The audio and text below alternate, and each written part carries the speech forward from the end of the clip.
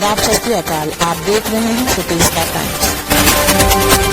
STV आपका हार्दिक स्वागत करता है। हर खबर पर नजर, राजधानी की बहुत की खबर। टैक्सी वाले और बस वालों की इनकम हो रही है, गाइड के रूप में लोग पैसा कमा रहे हैं, दुकान वाले पैसा कमा रहे हैं। क्या ये कमा पाते? लेकिन आप लोग पहले दिन से हमने जमीन अधिग्रहण करनी प्रारंभ की, आप लोगों ने कहा साहब भ्रष्टाचार हो रहा है। हम लोगों ने जमीन अधिग्रहण करना प्रारंभ किया, आप लोगों ने उसमें आंदोलन करने के लिए लोगों को उकसाना प्रारंभ किया। मैं अभिनंदन करूंगा अयोध्या वासियों को जिन्होंने सरकार पर विश्वास किया, आप लोगों पर विश्वास नहीं किया। और अयोध्या के अंदर 1700 करोड़ रुपए से अधिक केवल हमने कंपनसेशन पे खर्च किया।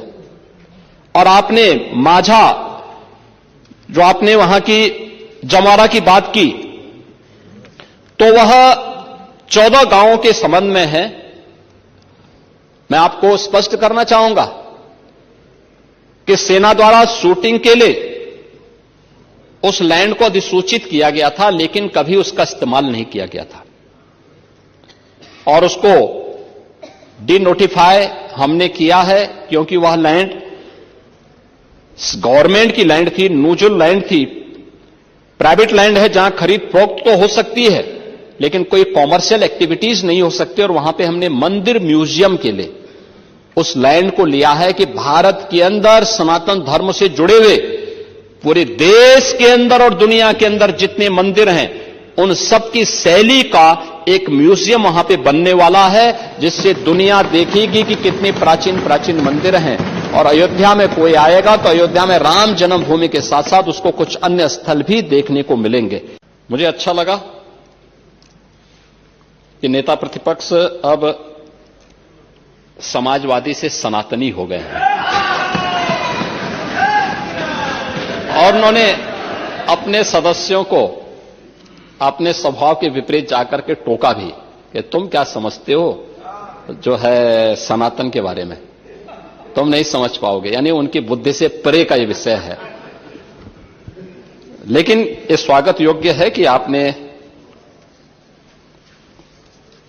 इस विषय को समझा है और इसको महत्व देकर के उसके प्रति सम्मान का भाव भी व्यक्त किया है। लेकिन मैं शुरुआत करना चाहूंगा मान्यवर अपने उन बातों से लेकर के जो हम लोगों ने पहले दिन यहां पर महामहिम राज्यपाल जी के भाषण के दौरान देखा था। जो दृश्य इस सदन में देखने को मिला था, आप संविधान की प्रति लेकर के घूमते हैं, लेकिन संवैधानिक पदों पर बैठे हुए मानवभावों के प्रति आप लोगों का दृष्टिकोण क्या है, यह राज्यपाल जी के भाषण के दौरान इस सदन के दृश्य को देख करके हम सहज अनुमान लगा सकते हैं। जो शोर शराबा था, जिस प्रकार की टिप्पणियां की जा रही थी, जिस तरीके से उस समय राज्यपाल जी के प्रति व्यवहार किया जा रहा था, क्या वह संवैधानिक था?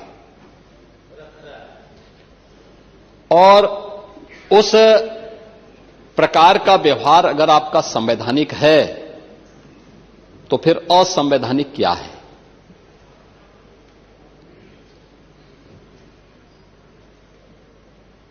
आप लोग भाषण बहुत देते हैं, लेकिन आप लोगों का जो वास्तविक आचरण है वह अगर देखना है तो समाजवादी पार्टी का जो मीडिया सेल का सोशल मीडिया का हैंडल है, वह समाजवादी पार्टी की विचारधारा, उनके आंतरिक शिष्टाचार, लोकतंत्र के प्रति उनके विचारों की अभिव्यक्ति का एक ऐसा माध्यम है जिस पे कोई भी स्वस्थ समाज स्वयं लज्जा महसूस करता है और दूसरों को आप उपदेश देते हैं। महाकुंभ के बारे में जो बातें आप लोगों ने कही। आपने कहा कि एक जाति विशेष को वहां जाने से रोका गया। किसी जाति को रोका नहीं गया था। हम लोगों ने तो कहा था जो सद्भावना से जाएगा वो सम्मान से कुंभ में जाए, लेकिन जो सद्भावना से नहीं दुर्भावना से जाएगा तो उसकी दुर्गति भी होगी जरूर, अगर उसने कुंभ में अव्यवस्था पैदा करने का प्रयास किया। हां, हमने आपकी तरह आस्था के साथ खिलवाड़ नहीं किया, समाजवादी पार्टी की तरह आस्था के साथ खिलवाड़ नहीं किया। आपके समय में मुख्यमंत्री को फुर्सत नहीं थी कि उस आयोजन को देख सकें, उसकी समीक्षा कर सकें, और इसलिए उन्होंने एक नॉन सनातनी को कुंभ का प्रभारी बनाया था। लेकिन यहां पर मैं स्वयं इसकी समीक्षा कर रहा था, लगातार कर रहा था और लगातार कर रहा हूं।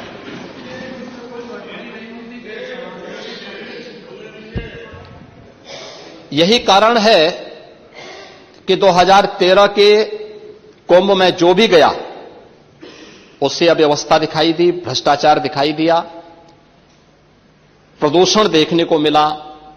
गंगा यमुना की मां सरस्वती की त्रिवेणी में स्नान करने लायक जल नहीं था, और मॉरिशस के प्रधानमंत्री उसके उदाहरण हैं, जिन्होंने स्नान करने से ही इनकार कर दिया था।